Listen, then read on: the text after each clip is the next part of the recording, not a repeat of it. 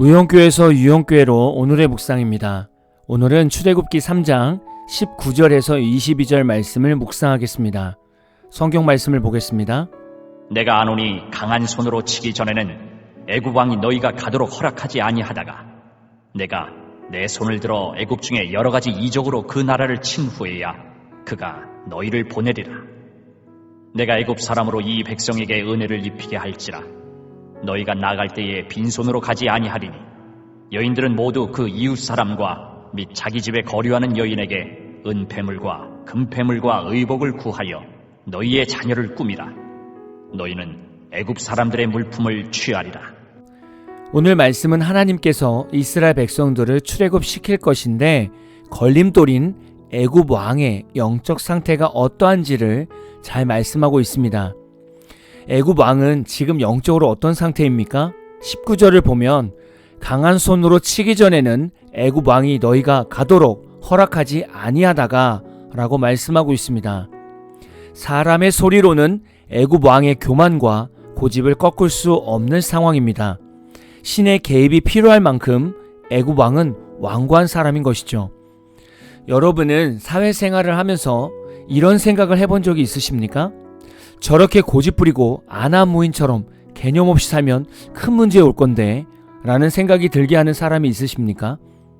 누구의 조언도 누구의 지적도 별 효과 없는 그런 사람을 보셨습니까? 아마도 이런 사람이 애굽 왕과 비슷할 것 같습니다.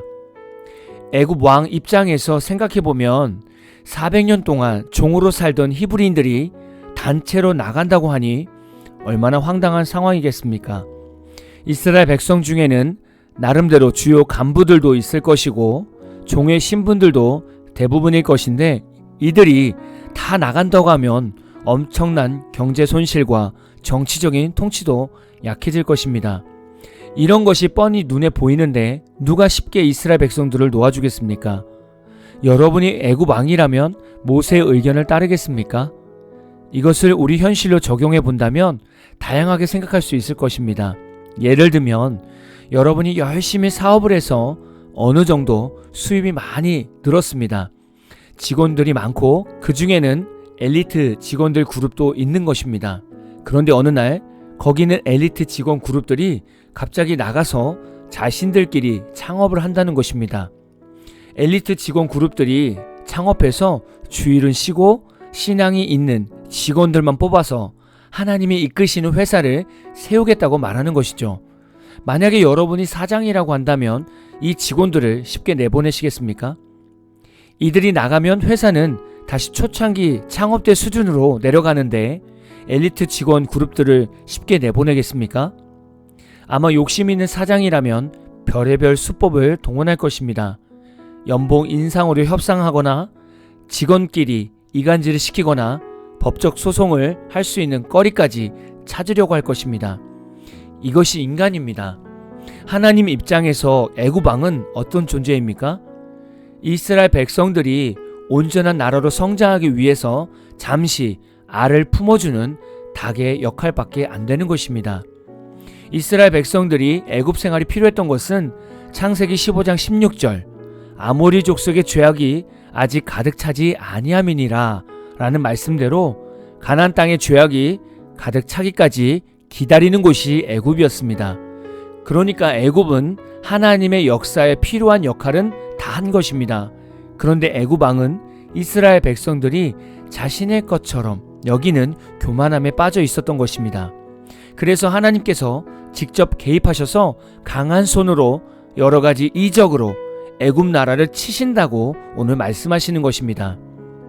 우리는 때론 큰 환난을 당하게 됩니다.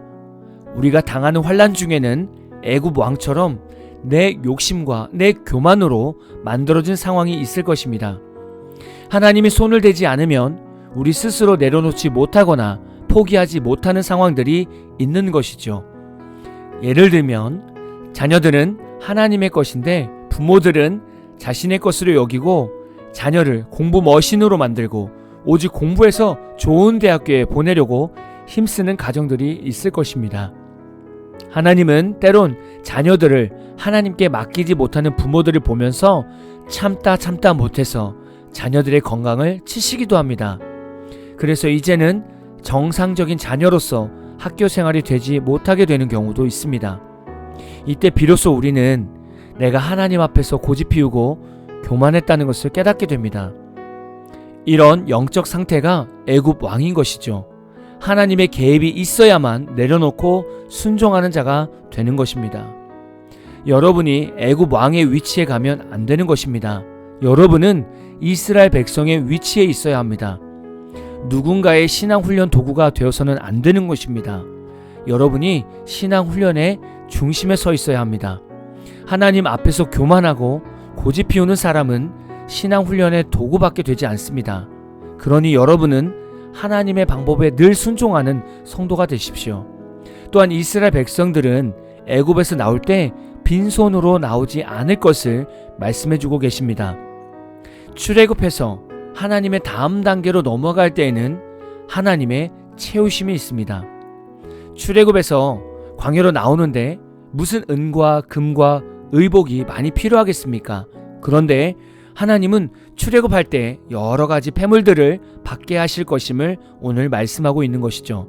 왜냐하면 광야에서 성막을 세워야 하고 앞으로 살아가면서 필요한 것들이기 때문입니다. 여러분의 삶에는 하나님의 채우심을 기다리고 있으십니까? 그럼 저와 여러분의 삶이 출애굽을 시작할 수 있는 상황인지를 돌아보아야 합니다. 출애굽의 궁극적인 목적은 첫 번째, 하나님의 약속 땅 가나안으로 나아가는 첫걸음입니다. 두 번째, 하나님을 하나님됨으로 믿는 첫 신앙 훈련입니다. 세 번째, 애굽 땅에서 익혔던 모든 우상의 삶을 버려야 하는 결단의 시점입니다. 여러분의 출애굽에서는 이 세 가지가 준비되어 있으십니까?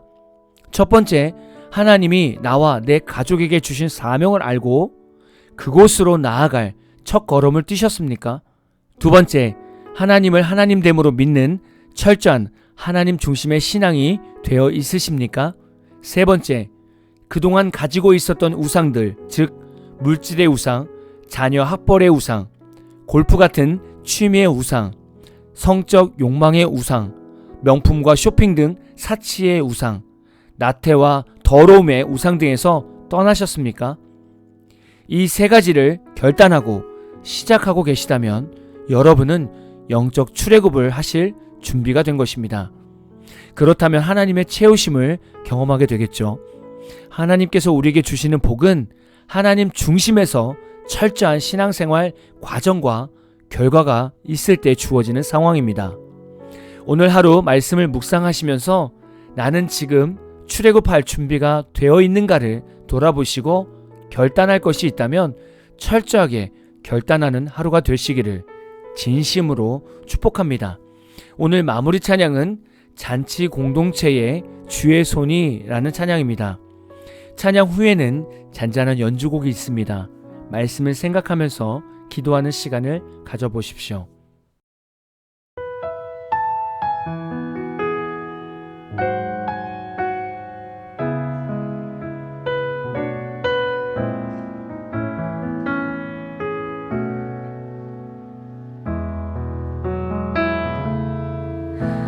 전능하신 우리 하나님,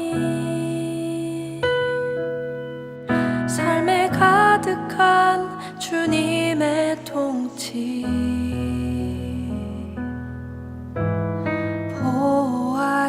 보호하시고 지켜주시네, 복 주시고 인도하시네. 살아계신 우리 하나님, 삶에 가득한 주님의 임재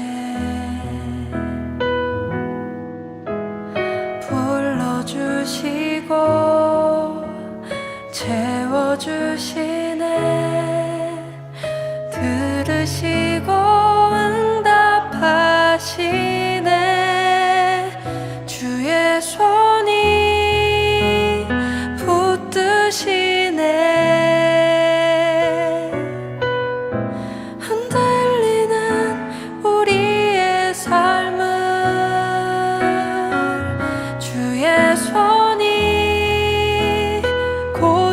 지키시네. 상한 우리의 마음을 함께 찬양합시다. 전능하신 우리 하나님, 삶에 가득한 주님의 통치 보호하시고 지켜주시네. 복 주시고 인도하시네. 살아계신 우리 하나님, 삶에 가득한 주님